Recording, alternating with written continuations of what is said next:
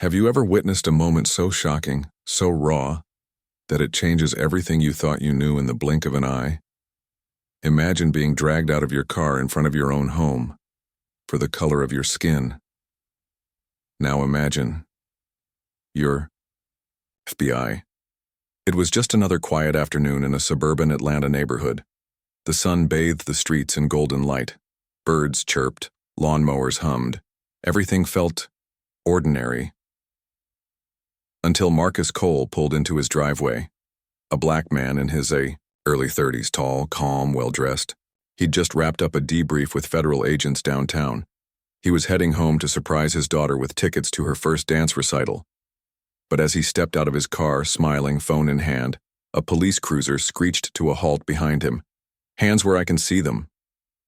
The voice was sharp, angry. Marcus turned slowly. "Is there a problem, officer?" But Officer Dan Reynolds didn't answer. What he saw was a black man in a nice car in a nice neighborhood, and that, to him, meant trouble. Marcus tried to stay calm. His FBI badge was in his wallet, but reaching for it could cost him his life.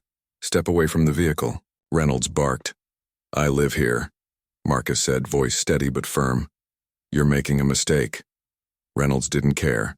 Within seconds, Marcus was face down on the concrete, knees in his back, handcuffs biting into his wrists. Neighbors peeked out from their windows, some recording, some turning away. But then, something happened. A soft, trembling voice broke through the noise. "Daddy?" It was Aliyah, Marcus's 7-year-old daughter. She had run out the front door, confused and scared, in her tiny pink dress clutching a stuffed elephant. Reynolds paused. For a second, his grip loosened. He looked at the girl, then at Marcus. Something flickered in his eyes, but it was gone just as fast. "You're under arrest for suspicion of theft and resisting." "Look in my back pocket," Marcus interrupted. His voice was firm now, controlled. "Left side." Reynolds hesitated, then reached in, and what he pulled out changed everything. A gold badge. Shiny, real, unmistakable. FBI. Silence. Reynolds froze. His partner, who'd just arrived on the scene, stared in disbelief. Marcus slowly stood up, brushing dirt from his slacks, wincing, as he looked toward his daughter, now crying silently on the steps. "I tried to tell you," Marcus said, his voice shaking, but not from fear. From fury. The partner stepped forward. "Sir, we didn't know—" "You didn't ask." Marcus didn't yell, he didn't curse. He simply walked to Aliyah, scooped her up gently, and carried her inside. For most people, the story might end there. A tragic misunderstanding. An all-too-common headline. But for Marcus, it was just the beginning. Later that evening, there was a knock at the door. Marcus opened it to find an older woman standing nervously, holding a casserole dish. "Mrs. Ferguson." "A neighbor. I saw what happened," she said, eyes moist. "I should have said something. I should have helped. I didn't know how." Marcus looked at her for a moment, then stepped aside. "Come in." She sat with them for an hour, listening to Aliyah talk about her dance recital. She apologized again and again.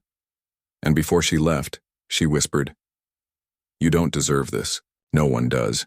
It was the first drop of kindness in a very bitter cup. The next morning, Marcus returned to the local police precinct.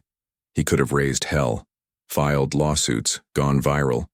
But instead, he asked to speak to Officer Reynolds. "I don't want revenge," he said. "I want change." Reynolds looked at him like he'd spoken another language. "Why?" Marcus stared at him. "Because the next guy you do this to might not be able to show you a badge." "And then what?" Reynolds said nothing, just nodded. Week later, something unexpected happened. Marcus got a call from the police department. The chief had heard about what happened. He invited Marcus to speak to the force. All of them. It wasn't easy.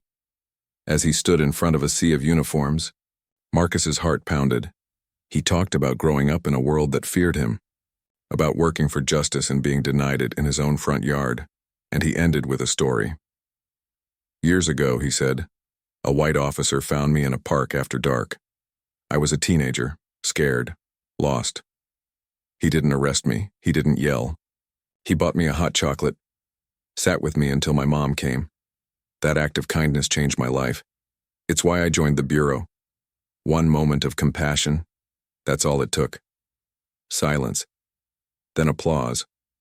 And in the back row, Officer Reynolds stood up, slowly. From that day on, Reynolds was different. He signed up for community outreach, volunteered at schools, met with Black leaders.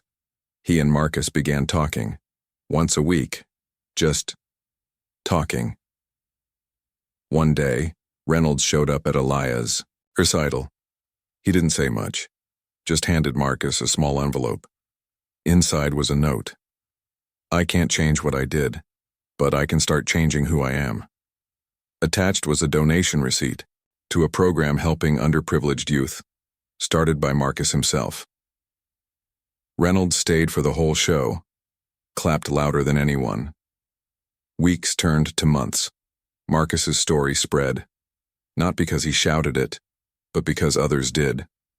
People inspired by his grace, his refusal to let bitterness win. He started workshops, held open dialogues. One act of kindness rippled into a wave of change. And Reynolds? He became one of the most active officers in the department's reform efforts. Not perfect, but present, listening, learning, trying. Because sometimes the most powerful apology is a changed life. Marcus and Elia still live on that quiet street.